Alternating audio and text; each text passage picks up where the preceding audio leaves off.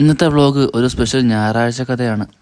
കുറച്ച് നാളുകൾക്ക് മുമ്പ് ഷൂട്ട് ചെയ്ത് പാതി വഴി നിർത്തിയപ്പോൾ ഒരു വീഡിയോ ആണിത്. ഇപ്പോഴും കൊച്ചിയിലെ ഹോട്ടൽ ഫുഡ് അടിച്ചു നടക്കുന്ന ഞങ്ങൾ ഒരു ദിവസം ഇരുന്ന് സംസാരിക്കുമ്പോഴാണ് പെട്ടെന്നൊരു ഐഡിയ വന്നത്.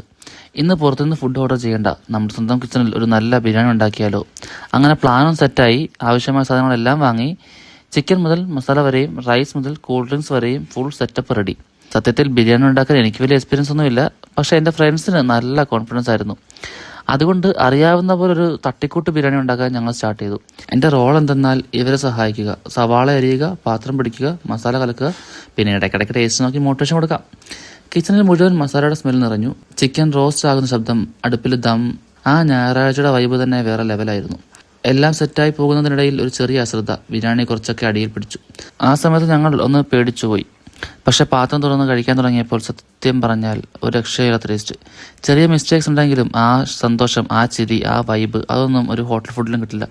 കാരണം ചില ഭക്ഷണങ്ങൾക്ക് ടേസ്റ്റ് കൊടുക്കുന്നത് മസാലയല്ല, ഒരുമിച്ചിരുന്ന ആ മൊമെൻറ്റുകളാണ്. Friends, fun, Sunday and homemade biryani, ഈ കോംബോ എപ്പോഴും സ്പെഷ്യൽ തന്നെയാണ്. ഈ വീഡിയോ ഇഷ്ടമായെങ്കിൽ ലൈക്ക് ചെയ്യാനും കമൻറ്റ് ചെയ്യാനും മറക്കരുതേ. അപ്പോൾ അടുത്ത വീഡിയോയിൽ കാണാം.